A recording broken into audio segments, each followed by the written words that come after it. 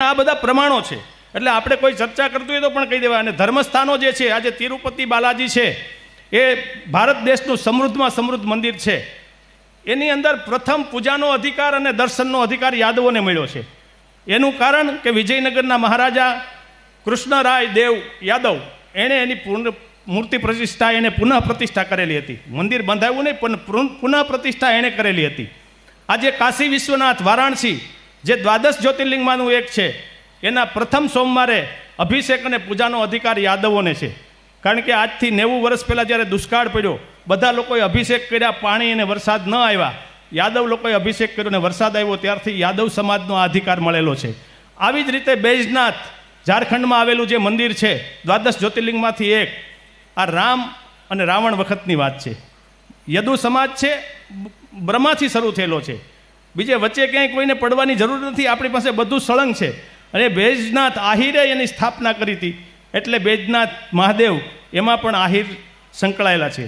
પદ્મ પુરાણની અંદર સ્પષ્ટ લખ્યું છે, વેદોમાં પણ સ્પષ્ટ લખ્યું છે કે જે આહિર કન્યાઓ જે છે, ગોપ કન્યાઓ જે છે, એ વેદની ઋચાઓ છે. એટલું જ નહીં, પણ જે માં ગાયત્રી છે, એ ગોપ કન્યા એટલે યાદવની દીકરી છે. આજે કેટલા જણાને ખબર છે, ઓમ ભૂભુર્વસ્વ તત્સ વિતુર વરેણ્ય ભર્ગો દેવસ્ય ધીમહિ ધિયો યો પ્રચોદયાત, આપણે શ્લોક બોલીએ છીએ, બધા લોકો બોલે છે. ગાયત્રી પરિવાર આવડો મોટો છે.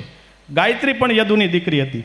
અને માત્ર ધર્મની અંદર નહીં, ધર્મને બચાવવામાં, રાષ્ટ્રને બચાવવામાં, ગાયોને બચાવવામાં, રાજ્ય બચાવવામાં યાદવ સમાજનું એક એક જગ્યાએ એમનું યોગદાન રહેલું છે. સમર્પણ છે, ત્યાગ છે અને બલિદાન છે. એનાથી આગળ કહું તો આપણા જે સ્વાતંત્ર્ય સેનાનીઓ, બધાના નથી ઉલ્લેખ કરતો, રાવ તુલારામ. આજે યાદવ સમાજના દરેક દીકરાને ખબર હોવી જોઈએ કે રાવ તુલારામ એટલે આઝાદીની અંદર વધુમાં વધુ કોઈએ ભોગ આપ્યો હોય તો રેવાડી એટલે હરિયાણા. આજે જે રાવ બિરેન્દ્રસિંહ, એમના દીકરા ઇન્દ્રજીતસિંહ, એ સ્ટેટ હતા ત્યાંના. અને રાવ તુલારામે આઝાદીની અંદર મહત્વનો ભાગ ભજવ્યો હતો. એના દાદા તેજસિંહ એ ફિરંગીઓ સામે લડ્યા. રાવ તુલારામ છે અંગ્રેજો સામે લડ્યા. અને તેજસિંહ એ પોતે 8 ફૂટની ઊંચાઈવાળા હતા. અને આજે એનો વંશ જે રેવાડી અહિરવાલ પ્રદેશ કહેવાય છે, એમણે આ આઝાદીની અંદર લડવૈયા તરીકે એમણે કામ કરેલું હતું. ઘણા બધા યાદવોને ફાંસી મળી.